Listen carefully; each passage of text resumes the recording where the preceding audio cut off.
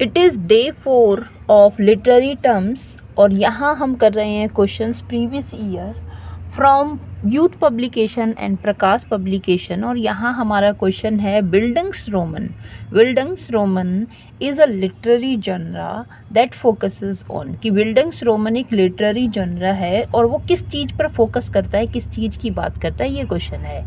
क्या the coming of age of protagonist, melodrama, myths और legend. तो बिल्डिंग्स रोमन ये जो इस तरह के जो लिटरेचर हैं, जो शैली है लिखने की, जो नॉवेल इस तरह के जो आते हैं, तो वो क्या दिखाते हैं, वो दिखाते हैं। और इसका एक इन्हीं बिल्डिंग्स रोमन के लिए सिनोनिम नेम भी आता है क्या, कि डेवलपमेंट्री नॉवेल या नॉवेल ऑफ एजुकेशन, या इसका ही एक स्टेप बढ़कर जो लिखने का तरीका है इसी वर्क को, तो वो क्या हो जाता है, वो हो जाता है कंस्टेल रोमन। ठीक है। अब ये बिल्डिंग्स रोमन जो है इस तरह का लिखने का है कि जहाँ पर प्रोटैगोनिस्ट की बात होती है, खैर इसका आंसर है the coming of the age of protagonist. तो यहाँ होता क्या है इसमें कि जो प्रोटैगोनिस्ट है, जो हीरो है, उसकी ग्रोइंग दिखाई जाती है बिल्डिंगस्टन रोमन नोवेल में। अब यहाँ पे देखिए इसका आंसर क्या है इस तरह से कि the bildungsroman is the artist novel which represent, जो दिखाता है द ग्रोथ को दिखाता है, उन्नति को दिखाता है ऑफ द नोबलिस्ट की और अदर आर्टिस्ट, किसी और आर्टिस्ट की, फ्रॉम चाइल्डहुड, बचपन से, into the stage of maturity that signalize the recognition of the protagonist artistic destiny and mastery of the artistic craft. तो ये क्या दिखाता है कि भाई बचपन से ही लेके, चाइल्डहुड से ही लेके और उसकी स्टेज ऑफ मैच्योरिटी तक का उसका जो स्टेज है वो दिखाया जाता है, जो चिन्हित करता है, सिग्नलाइज करता है द रिकॉग्निशन, पहचान उस आर्टिस्टिक डेस्टिनी की, उसकी भाग्य की, एंड मेस्ट्रॉय की ऑफ एन आर्टिस्टिक क्राफ्ट। तो ये बिल्डिंगस्टन रोमन है। बस हमें इसमें याद रखना है, अगर हमारे टीजीटी में, आरपीएससी टीजीटी में ये क्वेश्चन आया, अगर हमारे टीजीटी में आता है तो हमें याद रखना है, एक तो इनके दूसरे किन किन नामों से इन्हें जाना जाता है, और दूसरा कि ये क्या है, प्रोटैगोनिस्ट का जो डेवलपमेंट है उसकी मतलब उसके बचपन से और इन्फेंसी से, और जब तक वो मैच्योरिटी का उसका पीरियड है वहाँ तक का समय इसका दिखाया जाएगा। नेक्स्ट हमारा क्वेश्चन है the feminist movement in literature has not concentrate on. तो फेमिनिस्ट मूवमेंट है जो लिटरेचर में, कौन सी ऐसी बातें हैं जिस पर वो केंद्रित नहीं है। The role played by literature, ठीक है, द रोल जो भूमिका है जो लिटरेचर निभाता है टू सपोर्ट जेंडर डिस्क्रिमिनेशन। तो फेमिनिस्ट तो जेंडर डिस्क्रिमिनेशन को सपोर्ट नहीं करता है ना, तो ये बात तो मतलब ये बात तो सही नहीं है। डिस्क्रिमिनेशन तो इसमें होता ही है, the role played by literature to support gender discrimination. तो जो फेमिनिस्ट मूवमेंट है वो लिटरेचर में जेंडर डिस्क्रिमिनेशन को दिखाता है, तो ये तो हमारा आंसर नहीं होगा। The difference in the ways, जो अलग अलग तरीके हैं, इन द वेज तरीके हैं, जो डिफरेंस तरीकों में जो अंतर है, in which work of male writers and female writer have represented gender discrimination. क्या ये चीज़ कंसंट्रेट करता है ये? तो ये भी नहीं करता, कि डिस्क्रिमिनेशन को कंसंट्रेट करने का काम ये नहीं करता। नेक्स्ट है कि accepting patriarchal norms and adhering to them in their writing. तो क्या ये एक्सेप्ट करता है जो पेट्रियार्कल नॉर्म्स हैं, जो पुराने पैतृक जो नॉर्म्स हैं, नियम हैं, और एडहेयर करना है, उससे सटे रहना, चिपके रहना, adhering to them in their writing, कि वो उनसे सटे रहें, है ना, मतलब उनकी राइटिंग में दिखते रहें। या reasons for lesser significance of the contribution of human writers in the literary tradition. क्या ये रीज़न तर्क बताता है कि जो लेसर सिग्निफिकेंस है, कम इम्पोर्टेंस है, ऑफ द कंट्रीब्यूशन, की महिलाओं का जो कंट्रीब्यूशन है जो देता है राइटिंग में लिटरेचर के प्रति, लिटरेरी ट्रेडिशन में। तो ये ये जो है नहीं बताता, इस बात को नहीं बताता कि जो पेट्रार्कल नॉर्म है, जो पुराने ज़माने से जो नियम चले आ रहे हैं उन्हीं से ही सटे रहो, ये चीज़ पर फोकस नहीं करता। जबकि ये फोकस करता है कि जो डिस्क्रिमिनेशन है, जो सपोर्ट है उसको दिखाया जाए, बताया जाए, जो वीमेन की कंडीशन है उसको बताया जाए, जो रीज़न बताए जाएं कि लेसर सिग्निफिकेंस क्यों है ये बताया जाए। तो ये वाला हमारा जो ऑप्शन है वो नहीं होगा कि accepting patriarchal norms and adhering to them in their writing is not concentrate on feminist movement in literature. Next हमारा क्वेश्चन है the term ecological imperialism was coined by. तो ये जो टर्म है एक इकोलॉजिकल इम्पेरियलिज्म, ये किसने कॉइन किया? तो वेदांत सिवा, पोलो फेरी, या लॉरेंस वूल, या फिर अल्फ्रेड क्रॉसबी, है ना। तो इन्होंने ही इसको, अल्फ्रेड क्रॉसबी ने इनको क्या किया है, ये जो मूवमेंट है, ये जो टर्म है इकोलॉजिकल इम्पेरियलिज्म, इसको कॉइन किया है। अब यहाँ पे आप एक चीज़ देखिए कि इम्पेरियलिज्म तो होता है साम्राज्यवाद, ठीक है, और इकोलॉजिकल तो पर्यावरण से। तो इकोलॉजिकल इम्पेरियलिज्म का मतलब क्या है? इकोलॉजिकल इम्पेरियलिज्म का मतलब क्या है? तो इकोलॉजिकल इम्पेरियलिज्म का मतलब हुआ कि जो पर्यावरण है उसको क्या करो, तुम अपनी मुट्ठी में करने का काम करो। तो कहने का मतलब ये है कि मतलब उसको कंट्रोल में रखो। अब पर्यावरण को कंट्रोल में रखना तो कहीं ना कहीं ये एक नेगेटिव है और हार्म पहुंचाने से है। तो देखते हैं पहले क्या लिखा है। The term ecological imperialism was coined bye Alfred Crosby. Ecological imperialism the biological expansion of Europe. हाँ, तो ये क्या था? बायोलॉजिकल एक्सपेंशन, तो बढ़ाव था कब का? किसका? यूरोप का। और ये जो अल्फ्रेड क्रॉसबी हैं, इनकी बुक है जो कि आती है 1986 में। और क्या है? अल्फ्रेड को हाँ, तो क्या आती है? इसका नाम भी यही है, इकोलॉजिकल इम्पेरियलिज्म ही इनका नाम है इस बुक का। 1896 में आती है। और जो एक्सपेंशन है, यूरोप का जो बढ़ाव है, वो इन्होंने इस बुक में यहाँ दिखाया है। इन विच ही एक्सप्लेन, जिसमें वो बताते हैं the relative ease with which Europeans conquered. तो वो रिलेटिव ईज तरीके और ईज़ है ना, इजी तरीके, जिनमें जो यूरोपियन है वो उन्होंने कॉन्कर्ड, जीत हासिल की। नया यूरोप बनाया was due to biology than military conquest. मतलब मिलिट्री कॉन्क्वेस्ट के बल पे नहीं। अब मिलिट्री तो क्या करेगी? राज्यों को हड़पने जीतने का काम करेगी, पर उन्होंने मिलिट्री की बदौलत नहीं, उन्होंने बायोलॉजी की बदौलत ऐसा करने का काम किया। तो फिर यहीं से ये टर्म आया है, इन्हीं अल्फ्रेड क्रॉसबी की बुक से ये टर्म आया है, इकोलॉजिकल इम्पेरियलिज्म। देखो, ये तो जीआईसी का क्वेश्चन है। अगर हमारे टीजीटी में ऐसा क्वेश्चन, हमें तो नहीं पता कि कौन सा लिटरेरी टर्म कोई ऐसा क्वेश्चन आ जाए, है ना। तो अगर आता है तो बस हमें ये याद रखना है, इकोलॉजिकल इम्पेरियलिज्म का मतलब हमने समझ लिया। अल्फ्रेड क्रॉसबी को हम याद रखेंगे, यूरोप का एक्सपेंशन याद रखेंगे, है ना, और बायोलॉजिकल एक्सपेंशन यूरोप का हुआ है, इसको हम याद रखेंगे। नेक्स्ट क्वेश्चन है, heroic couplet consist of. Heroic couplet, तो हीरोइक कपलेट जो है बने होते हैं। कपलेट का मतलब दो होते हैं। कपलेट का मतलब दो लाइन, जो दोहा होता है उसको हम कपलेट कहते हैं, दो लाइन का। A line of words consisting 7 feet. अब एक कपलेट में तो कितने भी हो सकते हैं फीट, तो पर हीरोइक कपलेट जो होता है उसकी तो एक अलग परिभाषा है। तो देखिए यहाँ, अ स्टैंजा ऑफ 7 लाइन्स, या अ वर्स लाइन विद 7 सिलेबल्स, या iambic pentameter lines rhymed in pair. तो पेयर की बात की है तो भाई दो हो गए पेयर में, पर यस इसका आंसर यही है, क्या? आयम्बिक पेंटामीटर लाइन हो और जो राइम पेयर हो। आयम्बिक पेंटामीटर राइम पेयर को हम हीरोइक कपलेट कहते हैं। यहाँ देखिए कि जो लाइन्स है iambic pentameter which rhyme in pairs A A B B C C and so on is called heroic couplet. ये हीरोइक कपलेट कही जाती हैं। This words form was introduce by English poetry Geoffrey Chaucer. Geoffrey Chaucer ने इसको introduce किया था और इनका जो वर्क है the legend of good woman यहाँ पे हमें देखने को मिलता है। ठीक है, नेक्स्ट है who pioneered heroic couplet in English. तो भाई पोइनियर्ड हम कहते हैं अग्रदूत, तो हीरोइक कपलेट का तो कौन है, यही क्वेश्चन इसी से है, मतलब जो हमने डिस्कस किया है Geoffrey Chaucer.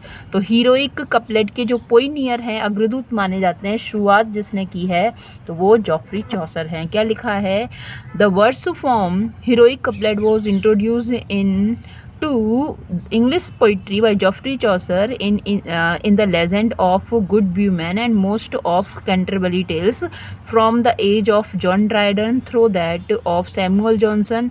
The heroic couplet was the predominant English measure for all the poetic kinds. ठीक है, तो ये क्या है, जॉनसन जो है सैमुअल जॉनसन, यहाँ से एक्सप्लेन करती हूँ। From the age of John Dryden, तो वहाँ से from the age of John Dryden, John Dryden की जो एज है वहाँ से through that of Samuel Johnson, Samuel की जॉनसन तक, सैमुअल जॉनसन की एज तक। तो the heroic couplet was the predominant English measure. तो यहाँ तक क्या हुआ कि जो हीरोइक कपलेट है प्रीडोमिनेंट, बहुत मतलब यूज़ किए जाते थे फॉर ऑल पोइटिक काइंड, हर तरह की पोइट्री लिखने में हीरोइक कपलेट का यूज़ किया जाता है, चाहे एलेजी हो, बल्लड हो, ओड हो, है ना, कोई भी तरह की पोइट्री लिखो हीरोइक इसमें ही लिखी जाती, मतलब तरीका ये हीरोइक कपलेट में। Some poets including Alexander Pope used it, और अलेक्जेंडर पोप ने भी इसको यूज़ किया है, almost to the exclusion of other matters. ठीक है, तो ये वाली बात यहाँ पे कही गई है। चलिए नेक्स्ट क्वेश्चन हम देखते हैं कि who is associated with theory of deconstruction.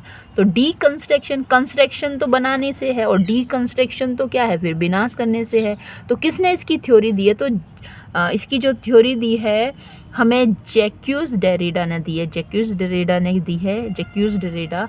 और क्या कहा है कि the originator and names of deconstruction is French thinker. जो फ्रेंच थिंकर है ये जैक्यूस डेरिडा, इनकी जो थ्योरी है deconstruction, form of philosophical and literarical analysis. Next है peripeteia. Peripeteia is generally explained as, तो पेरिपेशिया क्या होता है ना, क्या है, reversal of situation, the conclusion, the conflict of the play, the change from ignorance to knowledge, कि अज्ञानता से ज्ञान की तरफ जाना, या रिवर्सल ऑफ सिचुएशन। तो देखो कंक्लूजन नहीं है, कन्फ्लिक्ट भी नहीं है और चेंज भी नहीं है। हाँ चेंज तो होता है पर चेंज रिवर्सल होता है, रिवर्सल ऑफ सिचुएशन, अचानक भाग्य का परिवर्तन। देखो पेरी क्या होता है, ध्रुव पेशिया, पेरिपेशिया है ना, तो अचानक रिवर्सल ऑफ सिचुएशन जो होगा वो उसे हम पेरिपेशिया कहते हैं। क्या लिखा है कि पेरिपेशिया मीन्स रिवर्सल ऑफ फॉर्च्यून, भाग्य का परिवर्तन हो जाना, फ्रॉम हैप्पीनेस टू डिज़ास्टर, खुशी से दुख की तरफ, सैड टू वो हैप्पी टू सॉरो, हाँ happiness to disaster. Aristotle introduces the concept of peripecia in this discussion of simple and complex plots in poetics। तो जो ये वाली बात है वो किसने बताई है, एरिस्टोटल ने बताई है।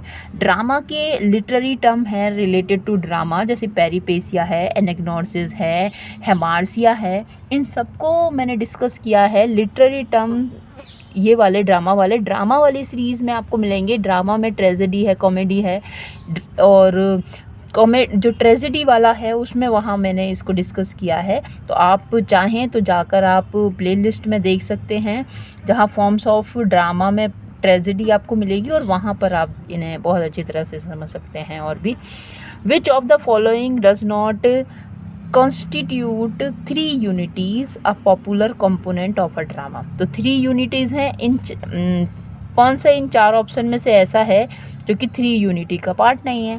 Unity of event, unity of place time और यूनिटी ऑफ एक्शन। तो unity of place, unity of time और यूनिटी ऑफ एक्शन,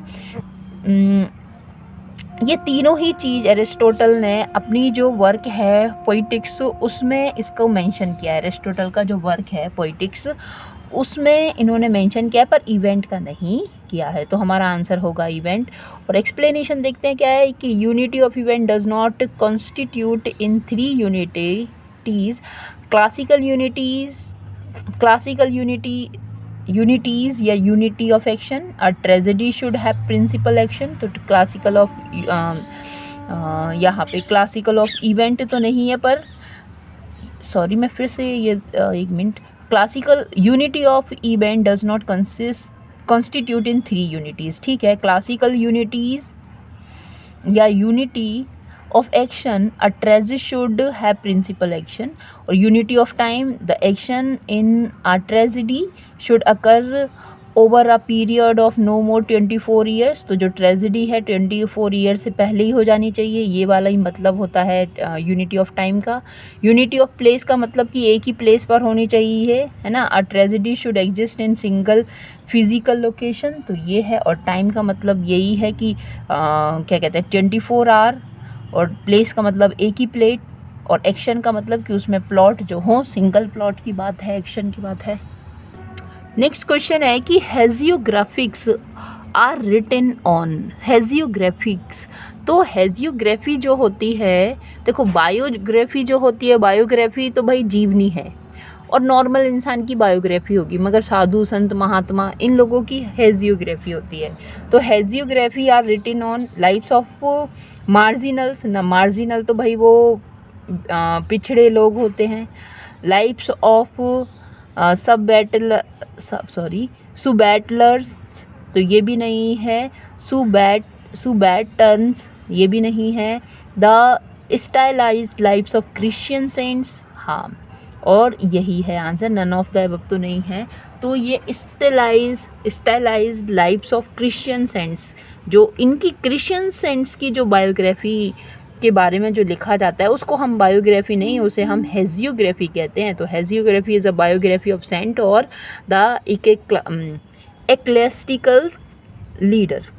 नेक्स्ट है question, a 14 line poem in iambic pentameter consists of 3 quatrains and concluding a couplet is known as। तो एक 14 year poem है, iambic pentameter में है, 3 quatrain है और एक उसमें कपलेट है। बता दो क्या है।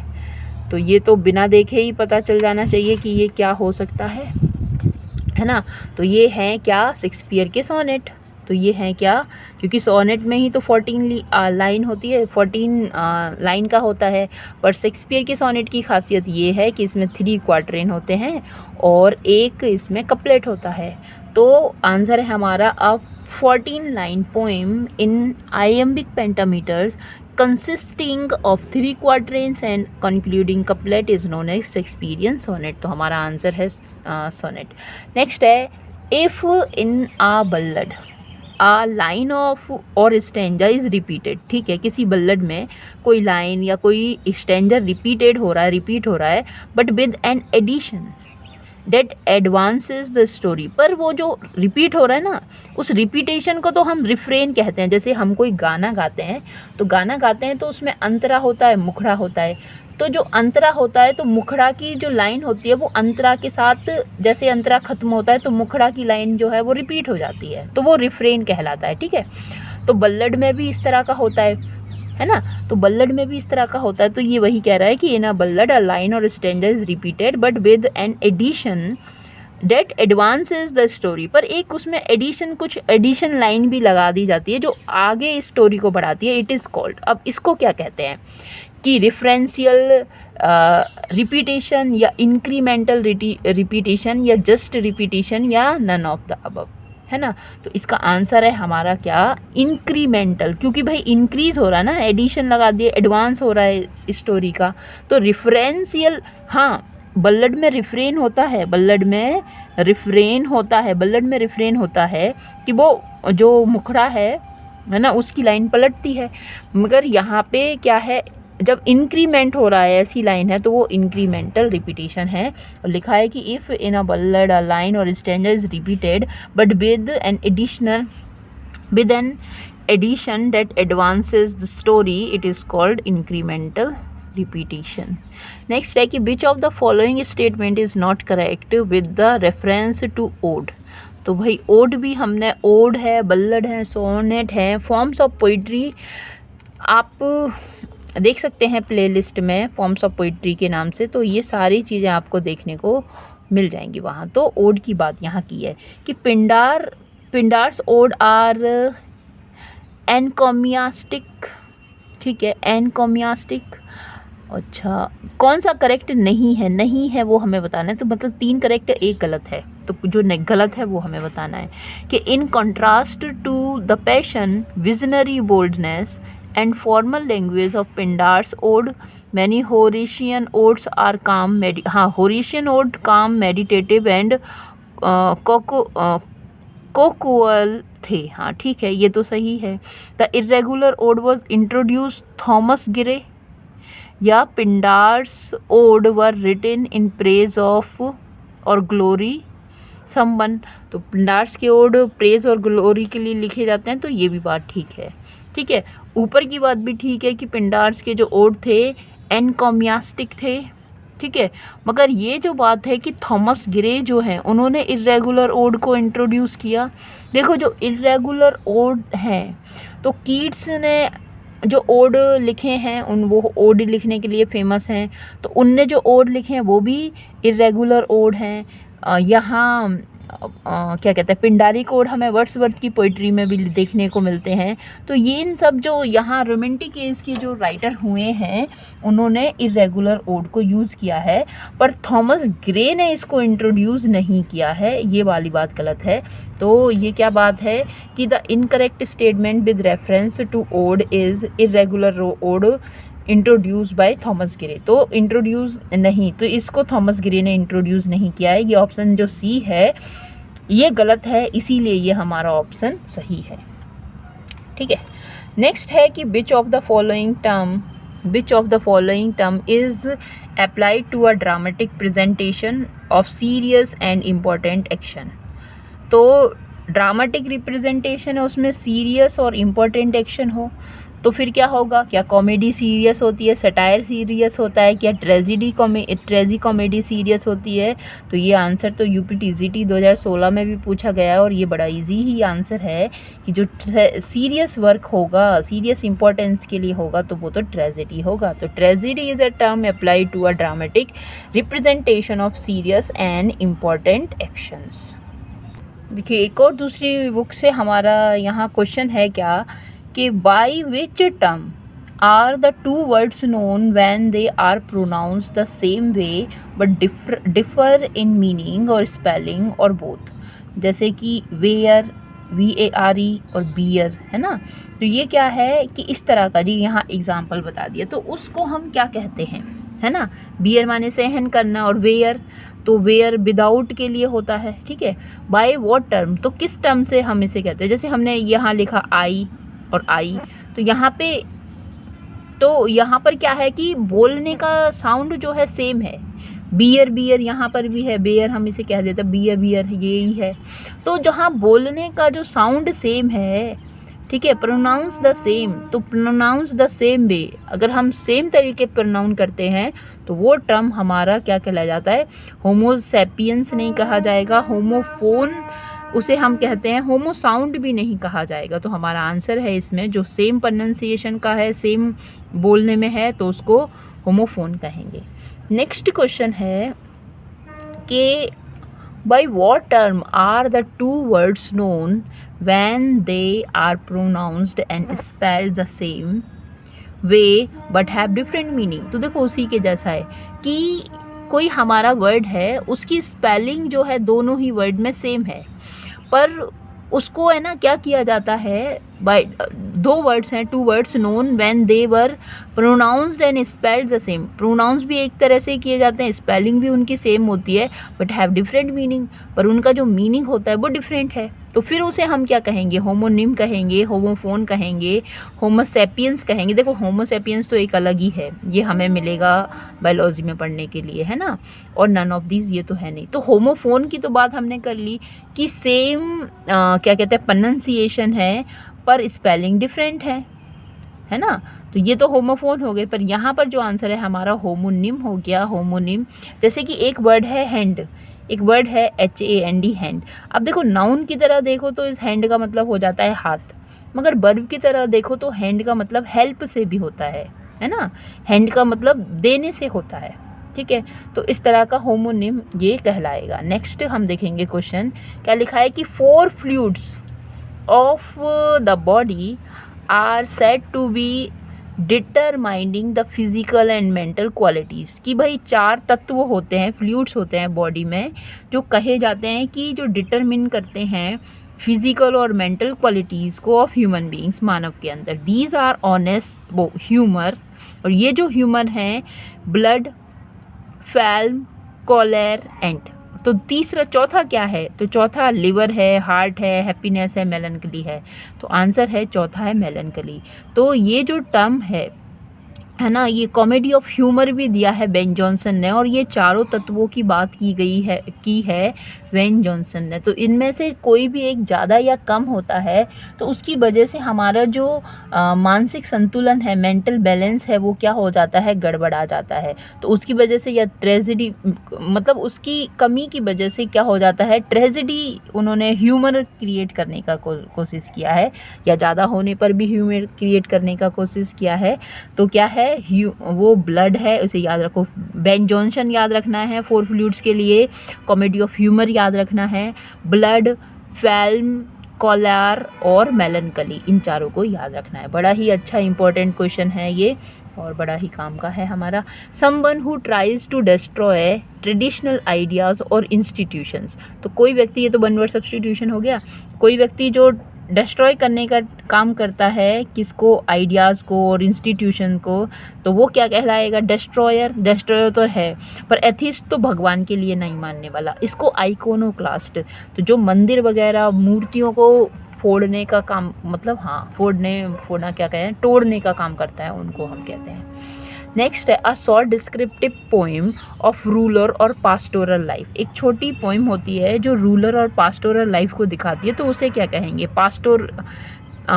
पैट्रोटिज्म तो देशभक्ति होती है। इडल और आर्केडिया या लिरिक। देखिए तो यहाँ पे जो हमारा आंसर है वो है इडल। देखिए जब हमने, आप इसकी भी फॉर्म्स ऑफ पोइट्री में देख सकते हैं कि इडल क्या होता है, पास्टोरल क्या होता है, इक्लॉग्स क्या होते हैं, इन पर सेपरेट आपको मिल जाएगा लेक्चर। तो यहाँ हमारा आंसर तो है इडल। तो इडल में क्या होता है, जो पास्टोरल लाइफ है, गाँव की जो लाइफ है ना, उसको दिखाते हैं। अब देखिए आपने एलिजी पढ़ी है, पास्टोरल एलिजी भी होती है। तो पास्टोरल एलिजी में क्या होता है, पास्टोरल एलिजी में शेफर्ड जो है अपने आप को क्या मान ले, वो पोइट जो है अपने आप को शेफर्ड मान लेता है, और वो अपने कंपेनियन शेफर्ड की जो मृत्यु हो जाती है उस पर दुख व्यक्त करता है, तो वो पास्टोरल है। तो उसमें सीनरी वगैरह कैसे होती है, पास उसकी नेचुरल सीनरी वगैरह होती है, तो वो पास्टोरल एलिजी हो जाती है। तो उसी तरह से ये जो वर्क है ना, वो इडल, और इडल को ही हम इक्लॉग भी कहते हैं। आगे भी यहाँ क्वेश्चन आएगा, ACLOUGE, इक्लॉग, है ना। तो इक्लॉग और इडल, तो ये वाली बात है, इसको हम याद रखना है ना। पास्टोरल बैकग्राउंड ही इसमें दिखाई देता है हमें, इडल हो चाहे इक्लॉग हो, या पास्टोरल करके ही वर्क है उसमें भी। नेक्स्ट है who was the first writer of idyll in Greece. तो इडल के फर्स्ट राइटर कौन थे, क्या अरिस्टोटल ने इडल लिखा है, प्लेटो ने लिखा है, थेजोरस, ये तो डिक्शनरी को कहते हैं उस, और ये थियोक्रिट्स। तो थियोक्रिट्स ने नहीं, हाँ थियोक्रिस्ट ने लिखे हैं इडल, थियोक्रिस्ट ने लिखे हैं। माना जाता है कि जो इनकी बिलव्ड है ल्योरा, नहीं सॉरी, ये तो सोनेट के लिए है, सॉरी। तो थियोक्रिस्ट ने जो है इडल लिखे हैं, थियोक्रिस्ट ने इडल लिखे हैं। नेक्स्ट है क्वेश्चन कि a movement by American and English poets, a movement by American and English poets early in 20th century in reaction to Victorian sentimentality। एक मूवमेंट है अमेरिकन और इंग्लिश पोइट्स के द्वारा जो अर्ली 20th सेंचुरी में आता है, और जो रिएक्शन होता है, किसका रिएक्शन होता है, जो विक्टोरियन सेंटिमेंट का रिएक्शन, एक्शन हुआ विक्टोरियन सेंटिमेंट्स में। तो विक्टोरियन 19th सेंचुरी का है। यहाँ 20th सेंचुरी में जो इसका रिएक्शन है, used common speech in free words, है ना, with clear concrete imagery it refers to. तो जहाँ पे इमेजरी, कंक्रिएट इमेजरी होती है, कॉन्क्रीट इमेजरी होती है ना। तो एक तो देखो एब्स्ट्रैक्ट है, एक टर्म हम ऐसे पढ़ते भी हैं कि एब्स्ट्रैक्ट नाउन और कॉन्क्रीट नाउन। तो कॉन्क्रीट इमेजरी है, तो उस वो क्या रेफ़र करती है, तो वो इमेजिज्म रेफ़र करेगी, वो इमेजिज्म। पिक्चरेस्क नहीं, नन ऑफ द इमेजिनेशन भी नहीं, इमेजिज्म, इमेजिज्म। तो ये बात है। नेक्स्ट है कि एन इनडायरेक्ट, और इनडायरेक्ट का यूजुअली मेलिसियस, मेलिसियस दुष्टता की इल बिल होता है, मेलिसियस इल भावना, और इम्प्लीकेशंस इज़ नोन एज, तो indirect implication is known as, तो फिर वो क्या होता है, कमेंट है या क्रिटिसिज्म है या सटायर है, तो या इन्यूंडो है। तो इन्यूंडो एक फिगर ऑफ स्पीच है जहाँ पर किसी बात को कैसे बोला जाता है, किसी बात को घुमाकर बोला जाता है, किसी बात को उल्टा करके बोला जाता है। जैसे कि किसी ने कहा कि I do not want to go to the doctor, तो इनडायरेक्टली वो ये कह रहा है कि भाई मैं हॉस्पिटल नहीं जाना चाहता, है ना। तो इसका मतलब क्या है कि इसका मतलब ये है कि वो यही कह रहा है, इनडायरेक्टली वो क्या इशारा कर रहा है, इस बात की तरफ इशारा कर रहा है कि भाई मैं तो नेचुरल डेथ मरना चाहता हूँ, मैं हॉस्पिटल नहीं जाना चाहता, है ना। नेक्स्ट है early work which are produced in the authors और आर्टिस्ट यूथ। तो जो अर्ली वर्क होते हैं, जो ऑथर की या आर्टिस्ट की यूथ में जो लिखे जाते हैं, तो उनको हम जुवेनीलिया कहते हैं। नेक्स्ट है शॉर्ट लिरिक और a narrative song with a recurrent refrain. तो रिफ्रेन क्या है, बार बार लौटाव है, पुनरावृत्ति होती है। बल्लड में हमें ये देखने को मिलती है रिफ्रेन। हाँ, तो इसका आंसर क्या होगा, लिरिक, बल्लड या फिर नोवेला। तो इसका जो हमारा आंसर होगा वो है क्या, ले। तो देखो यहाँ जो क्वेश्चन है वो ये था कि शॉर्ट लिरिक और नरेटिव सॉन्ग, पर बल्लड तो शॉर्ट लिरिक नहीं होता, पर शॉर्ट लिरिक की बात यहाँ की गई है कि शॉर्ट लिरिक में जो रिकरेंट बार बार रिफ्रेन होता है, तो इसे हम ले कहेंगे। अगर शॉर्ट लिरिक वहाँ नहीं दिया होता और पोइम दिया हुआ होता तो हमारा आंसर होता बल्लड। अब देखिए जो लिरिक है ना, बल्लड में भी लिरिक होता है, इसलिए ना जो उनके क्या कहते हैं, वर्ड्सवर्थ के जो बल्लड्स हैं, तो वो वर्ड्सवर्थ के जो बल्लड हैं वो क्या होते हैं, लय में लिखे गए हैं, तो फिर वो लिरिक की कैटेगरी में भी आ जाएंगे। तो बस लिरिक तो क्या है कि वो जो लायर के साथ गाया जाता है तो वो लिरिक हो जाता है, ठीक है। तो यहाँ पे इसका आंसर है लय। तो थैंक यू फॉर टुडे।